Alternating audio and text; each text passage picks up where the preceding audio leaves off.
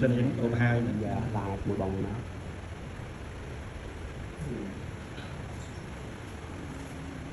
ok đâu សូមគោរពជំរាបសួរពុកម៉ែបងប្អូនអរគ្នាខ្ញុំបាទសាយប្រសិទ្ធធីមីឌាមានទទួលរៀបចំតារាសម្ដែងគ្រប់វ័យ model DLKL ឬក៏តារាចម្រៀងតារាកំ pl តារា TikTok របស់ជាច្រើនប្រមូលផលិតផលឬក៏ចូលរួមកម្មវិធីផ្សេងៗមិនថាសាច់រូបភាពរឿងខ្លីបងអាចតាក់ទងមកកាន់រូបខ្ញុំបាទសូមអរគុណសួស្តីពុកម៉ែបងប្អូនអរគ្នាបាទនៅខាងក្រៅខ្ញុំបាទនេះគឺជាសាប៊ូបបអាវបាទនេះខ្ញុំបាទទទួលបច្ចិកបាទផលិត TVC ខ្លីមួយបាទប្រម៉ូទសាប៊ូគូកៅយើងបងប្អូនអរគ្នាបាទហើយពីទៀតនេះខ្ញុំនឹងបង្ហាញតួស្រីបាទតួស្រីសម្រាប់សិនតែគេថាតួស្រីកំពុងតែវាយរនក្នុង Facebook Page TikTok ខ្លះណាបាទបងប្អូនចង់ដឹងថាតួស្រីអ្នកណាគេបាទចាំតាមដានវីដេអូរបស់ខ្ញុំបាទនេះគឺជាកៅឆាកនេះខ្ញុំបង្ហាញថាយើងកំពុងតែរៀបចំថតបាទវីដេអូខ្លីតាក់ទងជាមួយនឹងសាប៊ូគូកៅបាទគោរពជំរាបសួរទៅដល់ពុកម៉ែបងប្អូនអរគ្នាបាទបងប្អូនបានឃើញក្បាលវីដេអូណាបាទគឺជាសកម្មភាពក្រៅឆាកដែលខ្ញុំបាទសាយប្រសិទ្ធធីមីឌា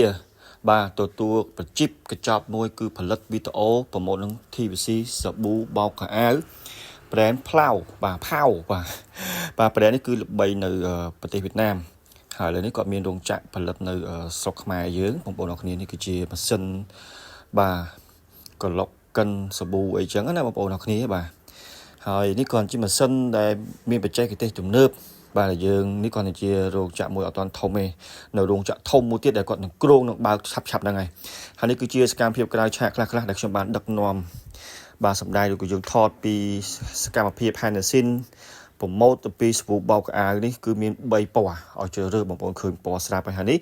គឺ idol កំពុងតែវាយរបាទ idol ដងក្អូបនីសាយើងកំពុងតែវាយរហើយខ្ញុំបានបានទំនាក់ទំនងគាត់មកថតបាទវីដេអូនិយាយប្រម៉ូទពីសាប៊ូបោកខោអាវផងដែរហើយនេះគឺជាសកម្មភាពក្រៅឆាកដែលកាមេរ៉ាមែនក៏កំពុងតែថតក្រុមការងារកំពុងតែបញ្ញាប់ដៃរុះរាន់អូបងប្អូនបាទកំពុងតែរុះរាន់ហើយខ្ញុំនេះនេះគឺជាឆ្នាំថ្មីហើយគឺជាស្នាដៃថ្មីបន្ទាប់ពីខ្ញុំខានការដឹកនាំរឿងការដឹកនាំ TVC អីផ្សេងហើយនេះគឺជាស្នាដៃថ្មីក៏ TVC ថ្មីផងដែរដែលខ្ញុំបាទទទួលកញ្ចប់បជីបធ្វើវីដេអូដ៏ល្អឲ្យបងម្ចាស់ប្រេតផងដែរហើយនេះកញ្ញា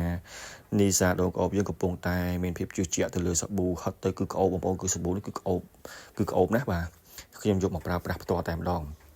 ហើយនេះខ្ញុំកំពុងតែបញ្យល់បាទសកម្មភាពក្រៅឆាកកំពុងតែបញ្យល់ script ឲ្យគាត់និយាយមកឲ្យមានតាំងឲ្យមានកលៈអីទាំងទៅព្រោះនេះបើតាមសួរទៅគាត់ជាលើកទី1ហើយបាទ